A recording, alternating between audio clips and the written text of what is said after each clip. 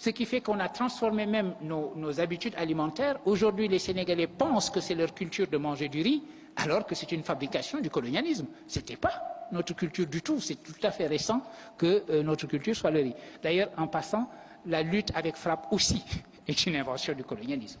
Vous savez, c'était un colon particulièrement terrifiant qui aimait beaucoup faire se battre entre eux et les Africains, et il trouvait que la lutte n'était pas suffisant. Il fallait épicer cela en leur demandant d'échanger des coups de poing nus, et aujourd'hui nous disons que c'est notre tradition. Enfin, les traditions se fabriquent. Nous avons un système scolaire que nous avons hérité de la colonisation. La colonisation a créé l'école au Sénégal et dans les pays africains parce que cette école devait former les agents pour cette colonisation, c'est-à-dire les auxiliaires de l'administration.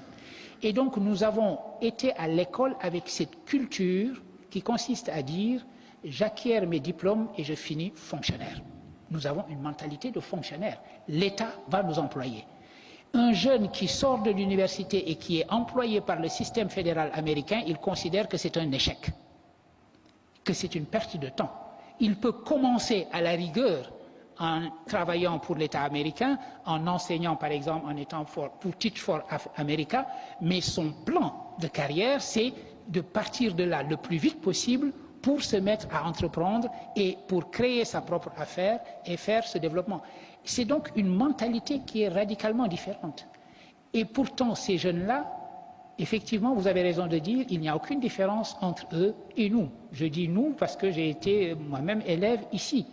Nous sommes même, nous autres Sénégalais et nous autres et Français, parce que nous avons hérité du système français, en principe, nous sommes même plus forts qu'eux.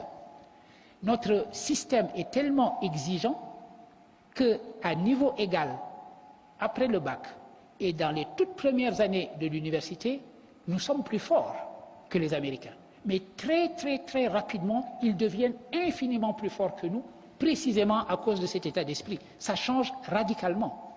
Un Français qui sort des classes préparatoires, vous le menez dans une université américaine, il plane sur tout le monde. Dès qu'il a fini ses études d'undergraduate, il se retrouve à l'arrière de la classe et c'est les autres qui sont devant lui. Parce que les autres ont été élevés dans cette idée d'entreprendre, d'essayer et d'avoir cet esprit d'innovation permanent. Et c'est donc cela que nous devons essayer d'insuffler également dans nos formations. Avoir les qualifications les plus pointues, mais également avoir la capacité d'entreprendre. Une étude de l'IFAN qui vient de sortir, qui a fait une enquête auprès des jeunes de 15 à 35 ans, je crois, et il s'avère que 75% de ceux-là disent que leur souhait, c'est de pouvoir partir de ce pays dans les années qui vont venir. C'est terrible. C'est terrible, non pas seulement parce qu'ils veulent partir, mais pour traduire l'état d'esprit que ça signifie. Ce que cela signifie, c'est que vous avez une population qui est atteinte dans sa capacité d'initiative elle-même. Être atteint dans son corps, c'est grave, c'est suffisamment grave. Mais être atteint dans sa capacité de réagir à ce qui vous arrive, c'est pire. Et c'est ce que disait quelqu'un comme Aimé Césaire dans les années 56. Ce qu'il reprochait à la colonisation, c'était moins d'avoir occupé nos pays que d'avoir, dit-il, créé une crise de l'initiative.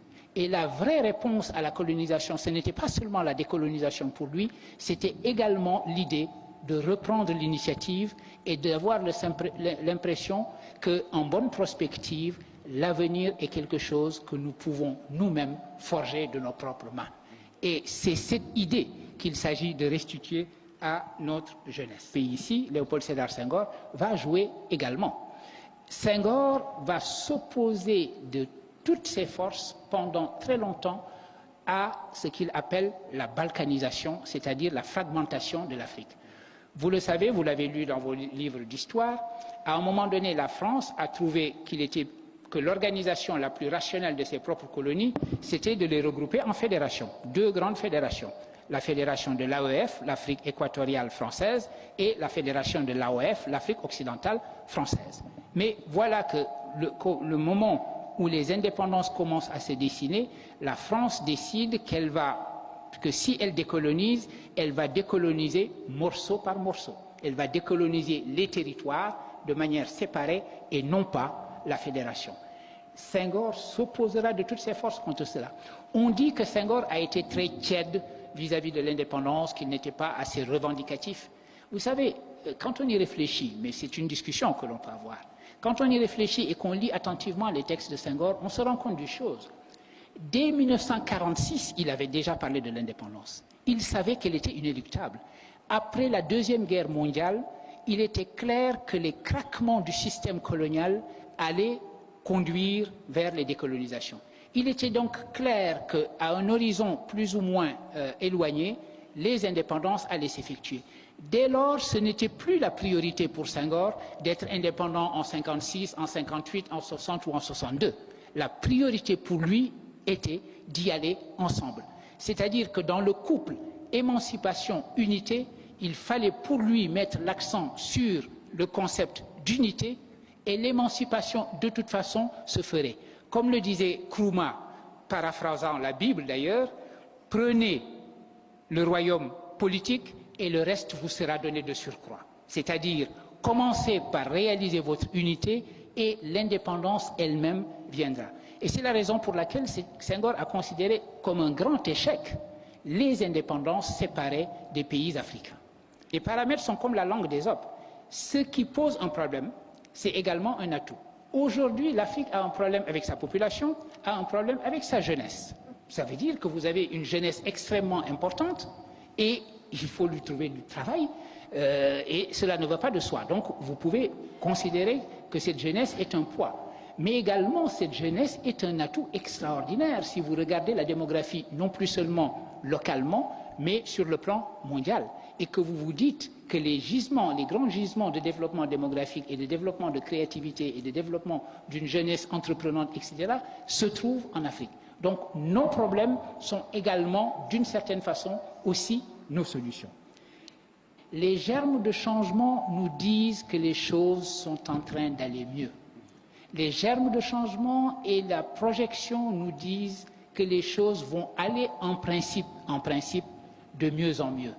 Mais en même temps, que tous les chiffres qui permettent de mesurer ce mieux, c'est-à-dire la croissance, etc., existent, en même temps, nous nous rendons compte que cette croissance ne se transforme pas en emploi. Et donc, vous avez la situation paradoxale où la jeunesse africaine est à la fois l'atout le plus important de ce continent, étant donné les germes de changement, et c'est une jeunesse qui ne croit pas elle-même en son propre futur ici. Dans le passé, avant que la vraie religion arrive, les gens refusaient la religion au nom du polythéisme de leur père, etc.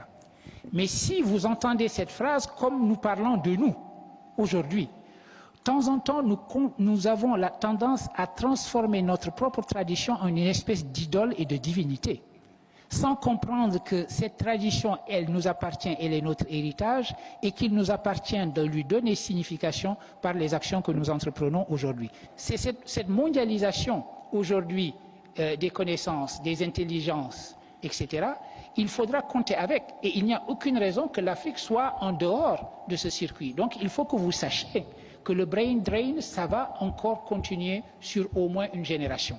Il arrivera un moment où cela va s'inverser, parce que c'est le cas en Chine et c'est le cas en Inde. En Chine et en Inde, les choses sont en train de s'inverser. Les étudiants sont en train de préférer faire leurs études à l'université de New Delhi. Ils ne vont aux États-Unis que quand ils ont raté le concours d'entrée à l'université de New Delhi, qui leur semble meilleur que la plupart des universités américaines aujourd'hui. Et par ailleurs, les gens rentrent. Mais même quand ils étaient dans ces meilleures universités américaines, ils s'arrangeaient toujours pour garder des liens avec leur pays d'origine. L'idée que la vraie fidélité est dans le mouvement. La fidélité à notre tradition, à notre pensée et à qui nous sommes sera réelle si nos actions nous sont dictées non pas par cette tradition, mais par le futur que nous souhaitons. Et c'est sur cette idée-là que je comptais terminer mon propos. Je vous remercie infiniment de l'avoir écouté.